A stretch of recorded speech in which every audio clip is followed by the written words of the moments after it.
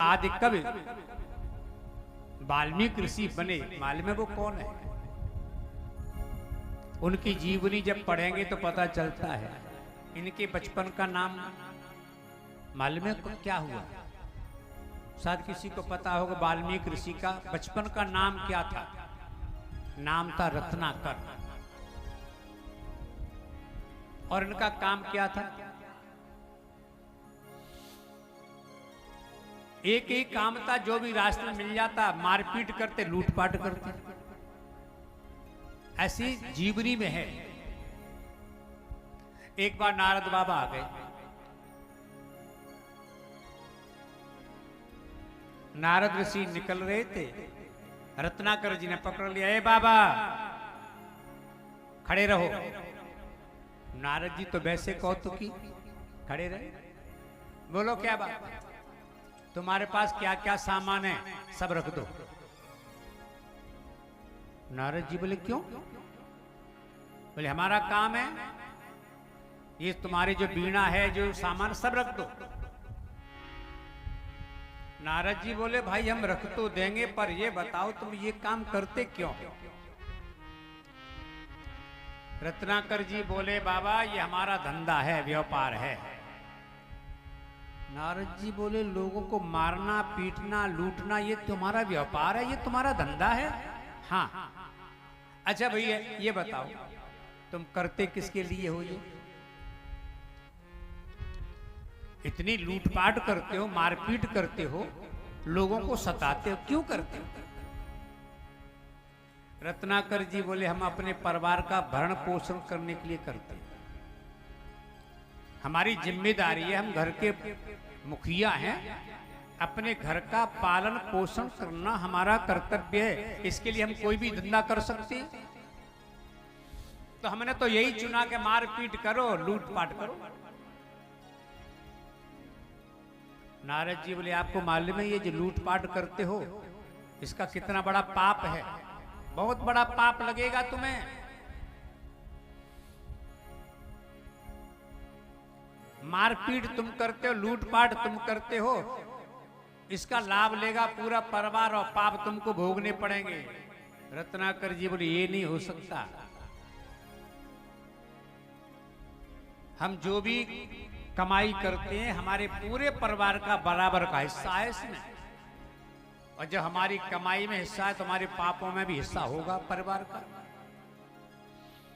नारद जी बोले एक काम करो, हम यहीं बैठे हैं, तुम घर जाओ, पूरे परिवार को बुला के पूछो जो तुम पाप करते हो इसमें तुम्हारा परिवार का हिस्सा है कि नहीं। रत्नाकर जी बोले पागल समझते हो? हम जब तक घर जाएंगे तब तक तुम यहां से भाग जाओगे, हमारी तो शिकारी निकल जाएगी। ये गलती हम नहीं करेंगे। नारद जी बोले तुम्हें जैसे विश्वास हो, जैसे भरोसा हो वैसा करो। एक काम करो, इस वृक्ष से हमको बांध दो, फिर तो नहीं भागेंगे। रत्नाकर जी बोलिए ठीक है। तो रत्नाकर जी ने नारद जी को वृक्ष से बांध दिया और बोले बाबा हिलना मत, बस मैं अभी आया। अपने घर गए, पूरे परिवार को बुलाया, पूरा परिवार इकट्ठा हो गया। तो रत्नाकर जी ने एक प्रश्न किया कि हम लोगों के मतलब क्या है, हम क्या क्या करते हैं, कैसे करते हैं, कैसे कमाते हैं, इसका लाभ पूरा परिवार लेता है पर उसका भोग हमें भोगना पड़ेगा।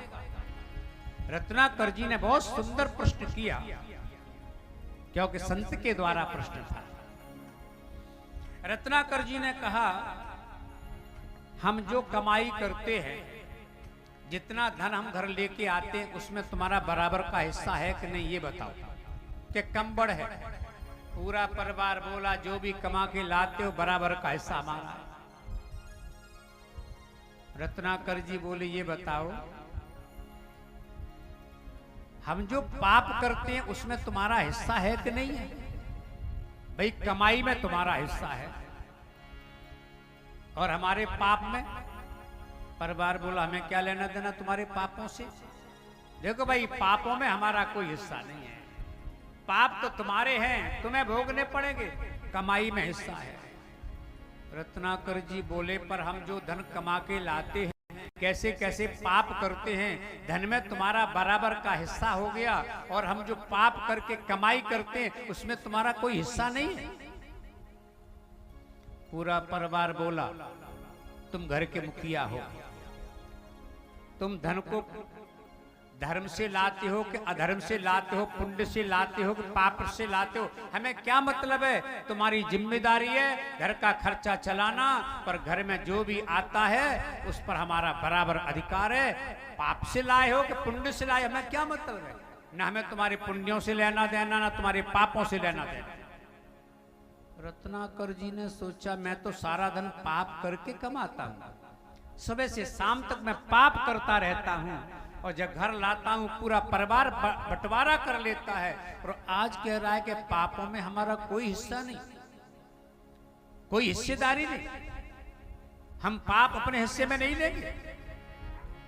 धन ले सकते हैं, और बात बिल्कुल पते की है, सगे संपत्ति के। यदि तुम्हारे पास संपत्ति अपार है तो सब तुम्हारे सगे हैं, कोई पराया नहीं। दूर का रिश्ता भी खास हो जाएगा जब संपत्ति होगी। सगे संपत्ति के, और जब विपत्ति आए तो बताओ कितने लोग साथ में होते हैं। जब संपत्ति है तो पूरा संसार तुम्हारा है। जब सुख देने के लिए तुम्हारे पास हो, सारा संसार तुम्हारा। यदि सुख है तुम्हारे पास, सारी दुनिया आ जाएगी आपके पास, बोले हम आपके हैं, आप हमारे हो। सुख देने के लिए तुम्हारे पास है तो पूरी दुनिया तुम्हारी है, पूरा संसार तुम्हारा है। और सुख लेने का जब समय आता है तो संसार को छोड़ो, परिवार को छोड़ो, रिश्तेदारों को छोड़ो, ये शरीर भी तुम्हारा नहीं है। ये शरीर को लेकर घूम रहे हैं, इस शरीर का भी भरोसा मत कर लेना। जब तक शरीर में ताकत है, बल है, देखो आसमान में उड़ते हैं, और यही जर्जर हो जाता, बताओ कौन पूछता है। सुख देने के लिए तुम्हारे पास है, पूरी दुनिया तुम्हारी है, और सुख लेने का समय आता है तो भाई ये शरीर भी तुम्हारा नहीं है। बताइए, शरीर से ज्यादा महत्व, शरीर से ज्यादा निकट कोई नहीं। इस शरीर को कितना संभाला, कितना सजाया, कितना ध्यान रखा, ये शरीर भी हमारा नहीं है। और कभी कभी हम लोग कह भी देते हैं, क्या करें महाराज, परिवार तो परिवार, शरीर भी तो संग छोड़ रहा है, ये शरीर भी हमारा नहीं है। तो फिर हमारा है कौन?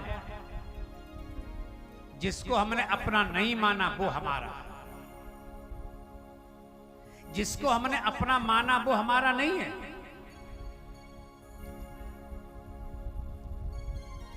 हम जिस पर सुबह से शाम तक लड़ते रहे, झगड़ते रहे, वो हमारा नहीं है। जिस माया के पीछे दौड़ते रहे वो हमारी नहीं है। पता है माया का अर्थ क्या है? हम लोग कहते तो बहुत, ये माया है भैया, बचो इससे, सावधान रहो, माया झूठी, माया झूठी। आखिर ये माया है क्या? माया का बड़ा सुंदर अर्थ है, मां माने नहीं, या माने जो है नहीं उस पर हम झगड़ा करें, बस वही माया है। ना घर तेरा ना घर मेरा, यह घर रैन बसेरा। न तो ये घर हमारा है, न ये घर तुम्हारा है, पर इस पर झगड़ा करते रहे। अरे झगड़ा भी किस पर होता है मालूम है? अरे भाई 10x10 का एक छोटी सी जगह है जहां कूड़ा डालते हैं, कई मर्डर हो जाते उसके पीछे। किसके साथ गए? और कितने लोग ये कह के चले गए, हमारा, ये हमारा, हम कर धन धान समारे, अंत चले उठ रही, ये हमारा है, ये हमारा है, ये हमारा है, पर लेकर कौन गया? मां माने नहीं, या माने जो है नहीं उस पर हम झगड़ा करें। जैसे एक सज्जन अपनी पत्नी की विदा करा के ला रहे थे, अब शहर में पहुंचते पहुंचते अंधेरा हो गया। सोचा गांव दूर है, अब सुबह जाएंगे, आज यहीं ठहरते हैं। एक धर्मशाला में गए, कमरा लिया, आराम से पहुंचे। कमरे में जैसे अंदर हुए, आपस में चर्चा करने लगे, क्यों जी हम अपने बेटे को क्या बनाएंगे? उनकी श्रीमती जी बोली, हम तो अपने बेटे को वकील बनाएंगे। श्रीमान जी बोले, वकील नहीं, डॉक्टर अच्छा है, डॉक्टर चलेगा, डॉक्टर बनाओ। श्रीमती जी बोली, नहीं, मैं तो अपने बेटे को वकील ही बनाऊंगी। श्रीमान जी बोले, बावली है का? मैंने कह दिया एक बार डॉक्टर बनाऊंगा। श्रीमती जी बोली, तो क्या मैं कमजोर हूं तुमसे? बराबर का हक है, मैं अपने बेटे को वकील ही बनाऊंगी। अब झगड़ा शुरू हो गया। और पति पत्नी का कैसा झगड़ा आजकल होता है भैया, घर घर की कहानी है। राधे राधे। यद्यपि होना नहीं चाहिए, पद्म पुराण में लिखा है, दंपति नाम च कल कनम। पति पत्नी में झगड़ा हो रहा है, जिनमें कभी झगड़ा नहीं होना चाहिए। और सच ये है, पड़ोसियों से कभी कभी होगा, लेकिन पति पत्नी का झगड़ा सुबह से शाम तक चलता ही रहेगा। और कोई पूछे झगड़ा किस बात पर? एक पति पत्नी झगड़ा कर रहे थे, 4-5 घंटे हो गए। तो पड़ोसियों ने पूछा, क्यों भैया तुम्हारा झगड़ा किस बात पर हो रहा है, ये तो बताओ। बोले 4 घंटे से झगड़ा हो रहा है, पता थोड़ी किस बात पर झगड़ा हो रहा है, पता ही नहीं, झगड़ा हो रहा है। और जिसके घर में पति पत्नी में कलह हो, समझ लो साक्षात कलयुग तुम्हारे घर में आ गया। अब झगड़ा हुआ उनमें, और भी यात्री ठहरे थे। सारे यात्री बाहर निकले, बोले भैया जब से ये दोनों आए, झगड़ा हो रहा है, कोई अनहोनी घटना न हट जाए, समझाओ। उनको कमरे से बाहर निकाला, पूछा, क्यों भैया आप लोग झगड़ा क्यों कर रहे हो? रात्रि या चैन से सोइए, हम लोगों को सोने दीजिए। न सोते हो, न पड़ोसी को सोने दे रहे हो, झगड़ा किस बात पर है? श्रीमान जी बोली, ये हमारी बात नहीं मानती। क्या कह रहे हैं? कहा आपने? बोले, मैंने कहा अपने बेटे को डॉक्टर बनाना है, तो बनाओ, अच्छी बात है, डॉक्टर बनाइए, समाज की सेवा करेगा। बोले, यही तो रोना है, मैं चाहता हूं बेटा समाज की सेवा करे और बढ़िया पढ़ लिख करके बड़ा डॉक्टर बन जाए। तो इन्हें क्या तकलीफ है? बोला, ये कहती है कि हम तो वकील बनाएंगे। बोले, वकील बनाओ, वकील भी अच्छा है, निर्दोष व्यक्ति को सजा से बचा लेता है, अच्छा वकील बनाओ। श्रीमान जी बोले, ना, मैं तो डॉक्टर बनाऊंगा। श्रीमती जी फिर जोर से बोली, तो मैंने पक्का किया, हम तो डॉक्टर वकील ही बनाएंगे। फिर झगड़ा शुरू हो गया। जो और यात्री थे, अच्छे थे, बोले, ये बहुत झगड़ा करते हैं, इनसे तो काम चलेगा नहीं, अब इनके बेटे को बुलाओ। पूछा, क्यों भैया? न तो तुम अपने बेटे को वकील बनाइए, न तुम अपने बेटे को डॉक्टर बनाइए, तुम्हारा बेटा कहाँ है, उसे तो बुलाओ, वो क्या बनना चाहता है, उसे पूछो। अरे हम तो कलेक्टर बनाएंगे बेटे को, हम तो प्रधानमंत्री बनाएंगे, पर उसमें क्षमता है क्या, उसे तो देखना चाहिए। माँ तो चाहती बेटा प्रधानमंत्री बन जाए, और बेटा पप्पू है, क्या बन पाएगा? ये सोचने वाली बात है। क्षमता कितनी है, तुम्हारा बेटा कहाँ है? अरे बेटे को बुलाओ, वो क्या बनना चाहता है? श्रीमान जी बोले, अभी बेटे का तो जन्म ही नहीं हुआ है। झगड़ा किस पर हो रहा था इतनी देर से? बोले, जिसका जन्म नहीं, जो है नहीं। तो माया का अर्थ क्या है? माँ माने नहीं, या माने जो दुनिया में है नहीं, उस पर हम झगड़ा करें, जो हमारे साथ जाने वाला न हो उस पर झगड़ा करें, बस वही भगवान की माया है। ये शरीर हमारा नहीं है जिसके लिए हम इतने दिनों से इसको सजाते रहे। सगे संपत्ति के, संपत्ति तुम्हारे पास है तो सारी दुनिया तुम्हारी है। सगे संपत्ति के, तो विपत्ति में कौन है हमारा? बोले, संत विपत्ति के। एक संत ही ऐसा है जो हमारे विपत्ति में हमको संग देता है, सहारा देता है, बाकी कोई सहारा नहीं।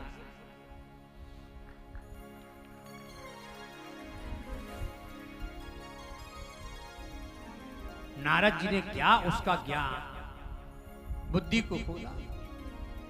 रत्नाकर जी ने सोचा, हम जब धन लेके आते थे पूरा परिवार इकट्ठा होकर कहता दिखाओ क्या लाए हो, बांटो, बांट लेते थे।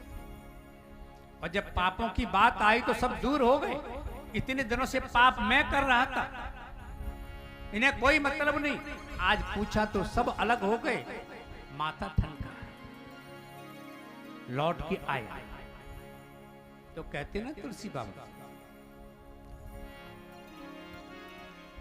सीधे गए थे लौट के उल्टे आए, जैसे गए वैसे लौट के आए। उल्टा नाम जपा जग जाना, वाल्मीकि भय ब्रह्म। उलट के आ गए। नारद जी के पास पहुंचे। नारद जी ने मुस्कुरा के पूछा, क्यों भैया, बात कुछ समझ में आई? बोले आ गई। पूरा परिवार कहता है कि हम संपत्ति में बंटवारा करेंगे, पापों का बंटवारा नहीं करेंगे। नारद जी बोले तो अकेले क्यों भोगते हो, पाप क्यों करते हो? पाप छोड़ो ना ये सारी बातें। बोला छोड़ दी, आज से पाप नहीं करेंगे। पर जो हो गया उसका क्या करें?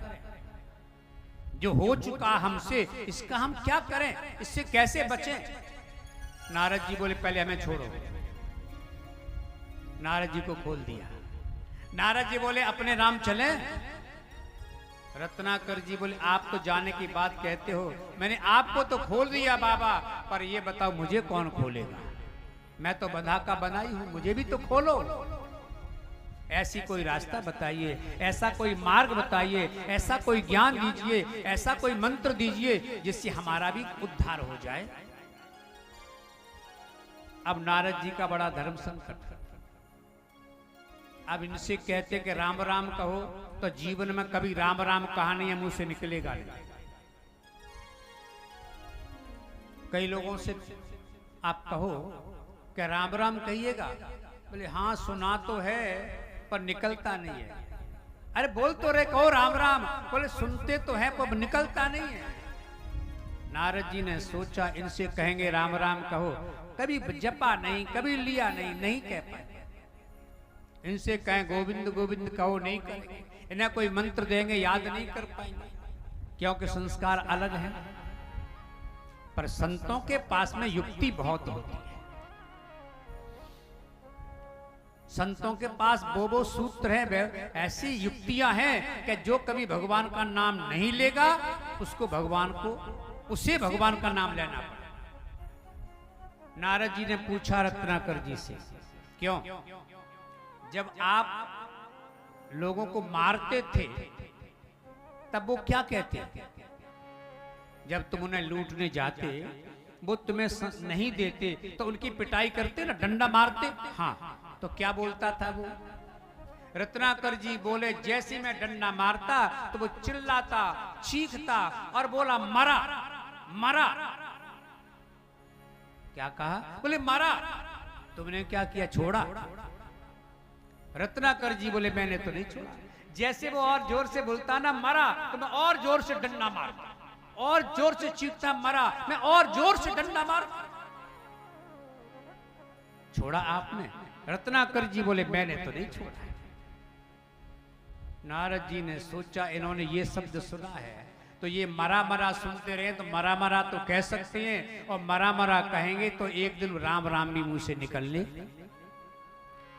नारद जी बोले भैया तुमने जिसको मारा उसके मुंह से मरा निकला, पर तुमने उसको नहीं छोड़ा। पर आज भी तुम्हारी वही हालत है, तुम उसे डंडा मारते थे, वो मरा मरा कहता था, चिल्लाता था। आज तुम चिल्लाते हो पापों से, बोले अब मरा। तुम भी यही बोलो, और ये हमारा दावा है, तुमने उसको नहीं छोड़ा, पर जब तुम मरा मरा कहोगे तो मेरे राम जी एक दिन तुम पर कृपा करके तुम्हें मुक्त कर देंगे।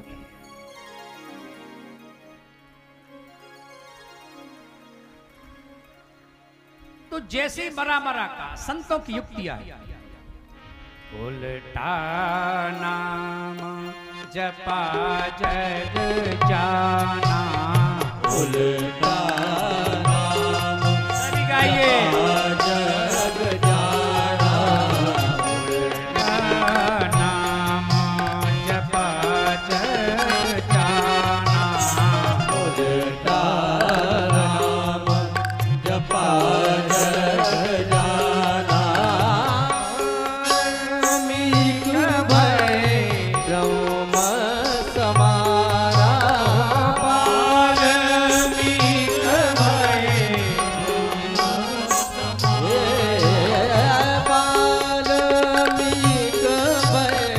ब्रह्म समाना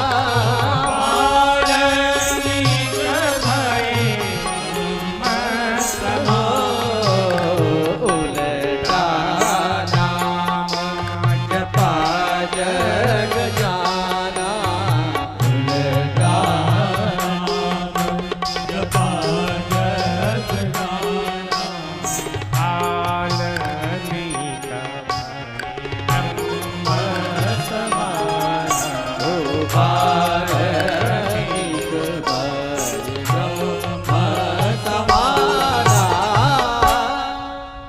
उल्टा नाम कपीश्वर कवीश्वर कपीश्वर वाल्मीकि ऋषि की, जिन्होंने नाम जप किया। नाम का बड़ा महत्व है। ऐसा नाम का जप किया, ऐसा दिन रात एक कर दिए। मरा मरा कहते कहते राम राम निकलने लगी और राम जी ने आदि कब वाल्मीकि बना दिया। जब करते करते ध्यान करते करते शरीर में शरीर की बामी बन जाए, वाल्मीकि हो गए। हनुमान जी की स्तुति की, हनुमान जी की वंदना की।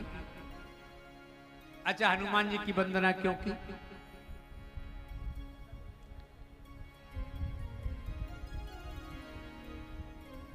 इसलिए कि राम जी के पास आप बैठोगे और राम जी से आप कहें कुछ बताइए, तो राम जी संत की महिमा बता देंगे, अपने भाइयों की विशेषता बता देंगे, अपनी नहीं बताएंगे। लक्ष्मण के पास बैठ जाओ तो राम की महिमा बताएंगे, अपनी नहीं बताएंगे। और भक्तों को सबकी महिमा की आवश्यकता है। भगवान की भी महिमा मिले और संत की भी महिमा, भक्त की भी महिमा मिले। इसके लिए किसके पास जाएं? तो किसी संत के पास जाओ, तो संत के पास बैठोगे तो भगवंत की महिमा आपको मिलेगी। तो हनुमान जी के पास बैठ करके राम जी की क्या महिमा है, राम जी का क्या गुणानुवाद है, राम जी की क्या शक्ति है, इसकी जानकारी हनुमान जी से हुई। इसलिए हनुमान जी की वंदना, उन हनुमान जी की वंदना की है जिन तुलसीदासी को राम जी का दर्शन हनुमान जी ने कराया।